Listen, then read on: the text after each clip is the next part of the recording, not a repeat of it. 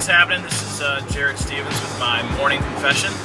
It's March 18th, 2009, a gray and dreary day.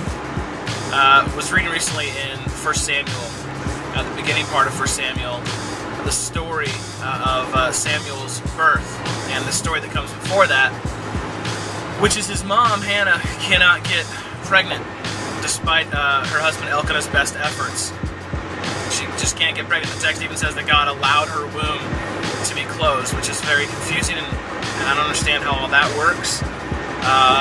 God's involvement in those kinds of things.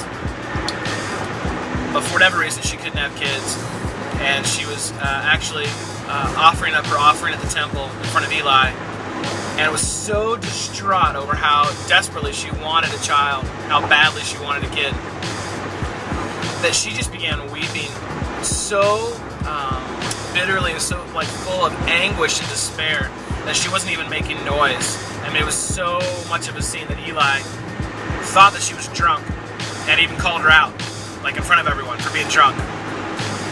And she said, no, that's not it at all.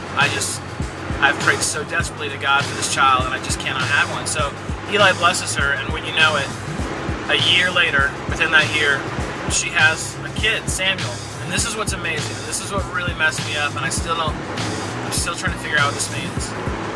So she gets pregnant, and she has Samuel, and her first thought is, out of gratitude to God, to dedicate Samuel back to God, to actually give him to God to work in the temple. So she's waited all her life to have a kid. She finally, for whatever reason, God allows her womb to be opened. Elkanah does his thing. She has a kid. And then literally, as soon as he's weaned, as soon as he's kind of off the teat, she takes him back to the temple and dedicates him to God. And he literally lives there with Eli until Eli dies, and then beyond that, in service to God.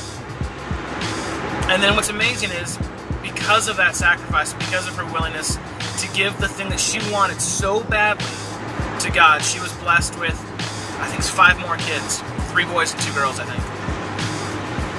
So that to me is that's just kind of messed me up, because there are a lot of things in my life, there's probably a lot of things in your life that you just wanted really badly, prayed really hard for, asked God for, that kind of crying, those kind of tears where there really just aren't even words anymore.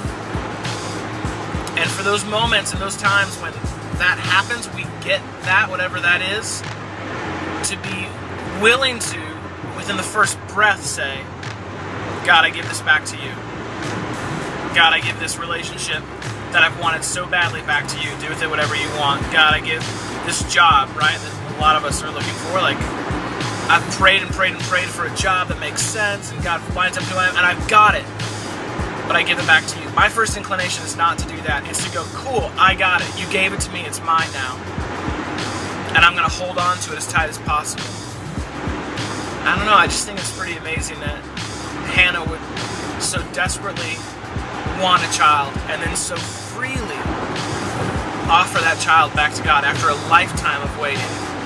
And so I just wonder, for me, I'm trying to investigate, okay, what does that mean? What are the things that I'm desperately holding out for that I need to give back to God? I just need to let go of. Even if I get them, I need to let go of them. What are the things maybe for you? If there's a job, or if there's a relationship, or I don't know. I just wonder if there's got to be some other folks with some other thoughts on that one. So I'd love to hear from you. www.newvement.com. You can just kind of post up your thoughts on 1 Samuel 1 through 5, Hannah's response. I'd love to kind of see where the conversation goes. Until then, I'll keep posting these, going to keep riding dirt in the old 96er, giving these to you until I get into an accident or until they pull me over. All right, see you.